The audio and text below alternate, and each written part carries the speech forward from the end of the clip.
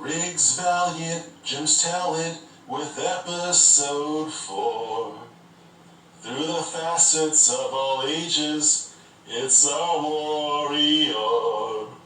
Geomancer, protector, indestructible and more.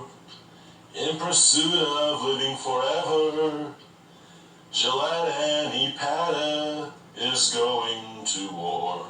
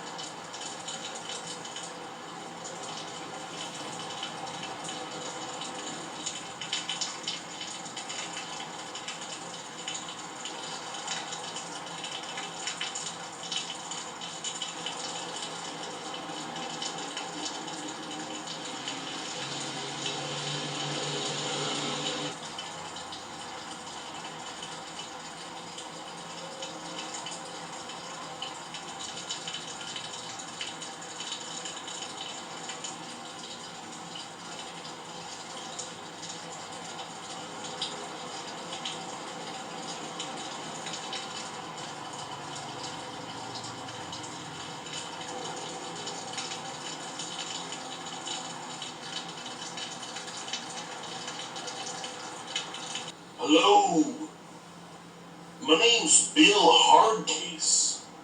We're good friends with the Eternal Warrior. I'll never forget the first time I met old Gilly.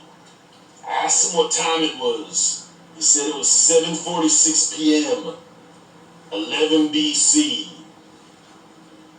Needless to say, if Gilly wasn't an immortal man, he'd be a pretty weird guy. How old are you? I have no idea. I'm in the Bible if that means anything. I'm known as King. Probably just gonna go kill another room full of people. You are? Probably. Come on! First off, Solar Man of the Atom 10. This is the second print edition. This came out in June of '92. And it was illustrated by David Perlin, written by Jimmy Shooter, inks by Stan Drake and Mike Cavallero did the coloring. You can see my issue's a little yellowed, but you can see the embossed cover on the inside. You can even see the Roman numeral 2. The story opens with this young kid, Jeffrey McHenry, waiting to be picked up after school and this mysterious figure comes up, and this looks like a kidnapping. The man tells him, "You're coming with me. I'm not a stranger. I'm your Uncle Buck, your long-lost uncle, and you won't be needing your books because those are useless." The mother finds the bag, and before you know it, Jeffrey's on milk cartons, but he turns up, and he's spotted, and he gets to go home, and his father is saying, well, the school is saying that he's ready to go back, but Jeffrey is a little different now. He's insisting that he can hear things from inanimate objects, and that the mother's ring was speaking to him from behind the counter, and he retrieves it for her. So cut to some years later, Jeffrey is now a teenager and he's having a hard time. Voices in his head, more and more it's progressing. He needs to get psychological counseling, and he's now under the radar of Toyo Harada, as things just aren't going well for him at school. And Harada's got files on Jeffrey, and he knows that he's exceptional, so he's going to the Harbinger facility. Here we have Gilad Abrams, who's out on this track field to meet these young athletes known as the Egg Breakers. These are Harada's almost Olympic level students, and they're displaying their fortitude and their abilities for Mr. Abrams, who's come to see them. Well, in the office, Harada's explaining that this being Solar is abusing his power, and he would like the Eternal Warrior, Mr. Abrams, to inspect the situation. And he brings up this kid, Jeffrey MacArthur, while we're at it. So we cut over to Solar, who's visiting Erica Pierce at the hospital. Now, Solar is also known as Phil Selesky, who was a physicist along with Erica Pierce, and they were both involved with an incident we'll get more into another time. But Solar is now on his way to a hot date. He's meeting a lady at a restaurant. Meanwhile, Gilad is meeting young Jeffrey McHenry. Immediately, Jeffrey picks up something very odd about Mr. Abrams, including the fact that his glove, the glove that the Eternal Warrior wears, is speaking to young Jeffrey, and Gilad's speaking to him saying, you know, it's okay, I understand what you can do, and I understand you must be picking up a lot from me, being a, 3 or 4 some odd 1,000-year-old man. But Jeffrey's got much to think about, so he asks to be let out of the car.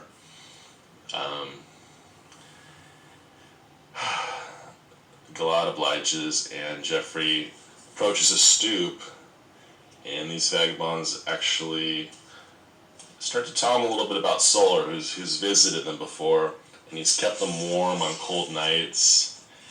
And they explain he's a good guy. We know him. He's not a sun demon, as he's been called.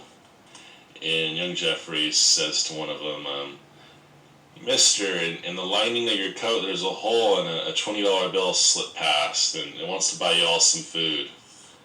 So meanwhile, after doing some quick hitchhiking, Jeffrey's closing in on Phil Selesky having a hot date with Gail at a restaurant.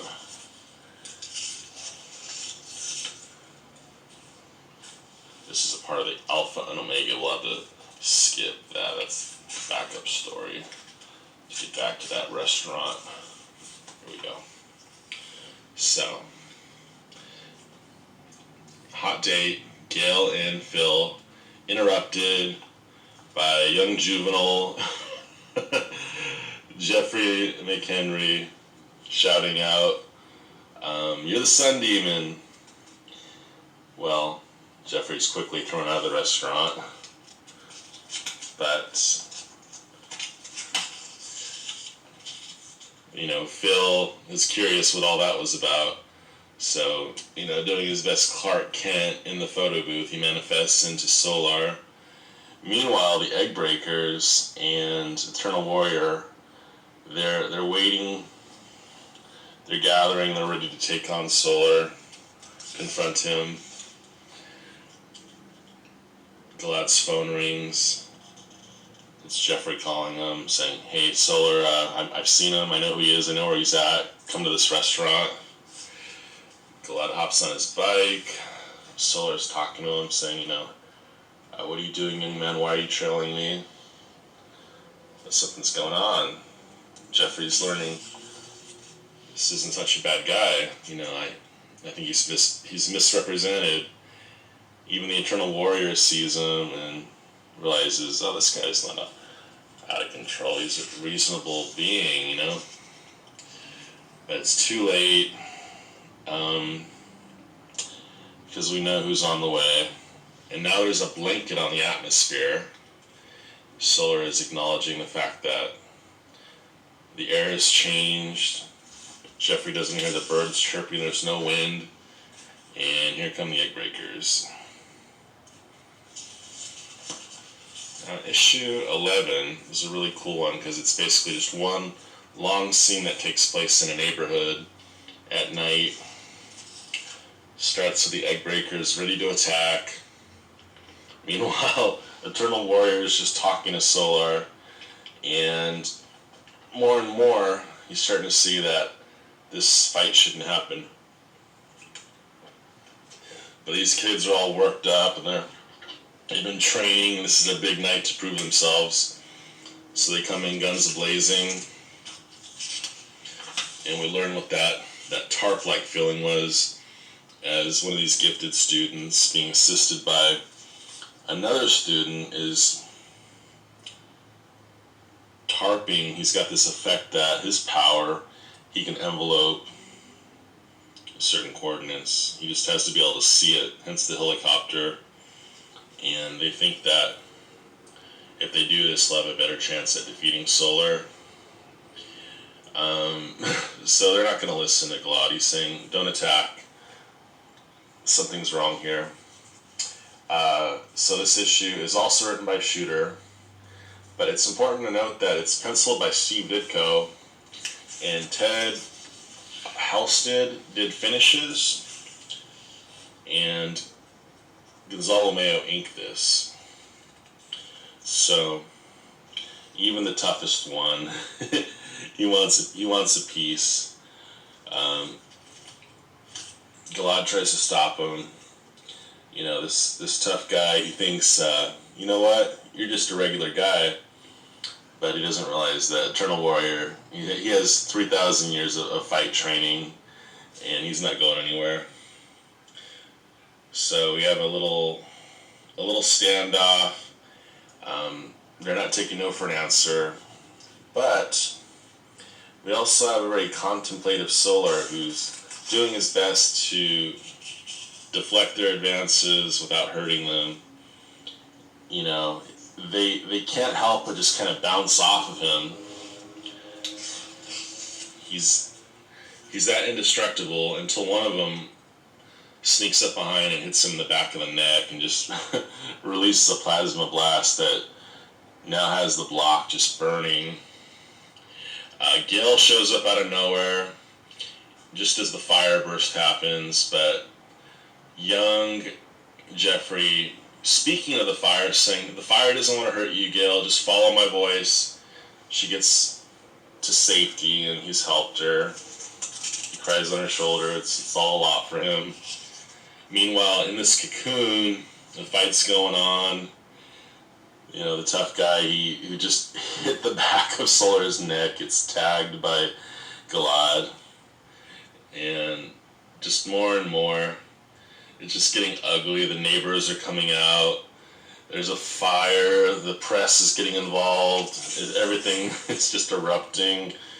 One of the citizens is even saying of Solar, He looks introspective. I don't know, but I think he feels really bad about this. Yes, like, we've hurt his feelings. Still going on. The egg breakers are attacking. They're not giving up. They really think they can take Solar down. They don't realize what they're dealing with. They're tangling with the Alpha and the Omega here. But this is like really starting to concern Galad, because he's realizing, man, these kids, they gotta stop. Toyo Harada has told them something, and they're all showing off their powers, and Galad's just not impressed. Until he gets a hold of Harada by phone saying, have your kids back off. This thing's ridiculous. This has gone wide open. We have to stop this now. You don't want me for an enemy. Harada obliges. He says, retreat. I mean, retaliate. What do you... even from the helicopter, so that the tarp is now dropped. Egg breakers are retreating. Solar's just a little worse for the wear, but the kid who was creating the tarp, he's almost dead. I mean, that was just too much for him. Even like the person who's kind of coaching him through it, he's exhausted. He doesn't feel good either. So Solar uses his powers, gets them out of there. This is just a scene of Erica Pierce going home, domestic disturbance, and then her version of Solar-like powers. Well, she uses them to incinerate her family. That domestic disturbance right here is broken up by just total chaos. But Solar lands everyone safely, and he realizes Eternal Warrior has a bug on his back, which he, just makes into nothing.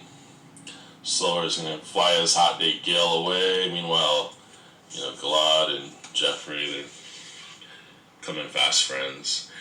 Now, Solar gets her home, and he gets a call. Alright. So, Jeffrey is now at Erica Pierce's home, and he's looking at her record collection and her books and saying, so much sadness, so much agony. So, anyway, that's Solar 11.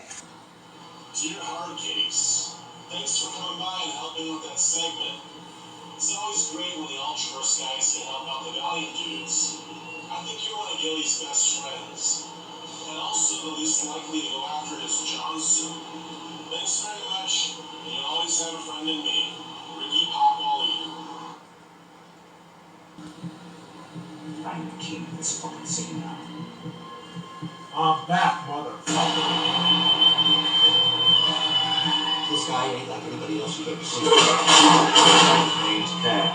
You don't give a shit about living or dying. And right now he wants me to die. What you gonna do now? Kill us all? Goddamn right.